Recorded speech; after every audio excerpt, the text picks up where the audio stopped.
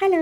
കഴിഞ്ഞ ദിവസം നമ്മൾ അമ്മയ്ക്ക് ഒരു ഗോതമ്പ് പൊടി വെച്ച് ഒരു സാധനം ഉണ്ടാക്കി കൊടുത്തു. അപ്പോൾ നമുക്ക് ഇന്ന് ഈ ഉഴുന്ന് വെച്ച് നമുക്കൊരു സാധനം ഉണ്ടാക്കിയാലോ?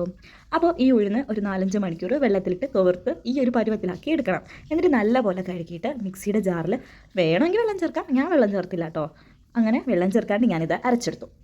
ഇത് അരച്ചെടുത്തതിന് ശേഷം ആവശ്യത്തിനുള്ള സാധനങ്ങൾ എടുക്കാം. അതായത് നമ്മുടെ കുരുകുരാന്നരിഞ്ഞ പച്ചമുളക്, കറിവേപ്പില, ഇഞ്ചി, അതുപോലെ ആവശ്യത്തിനുള്ള ഉപ്പ്, ഇതെല്ലാം കൂടിയിട്ട് നല്ല രീതിക്കൊന്ന് മിക്സ് ചെയ്തെടുക്കാം.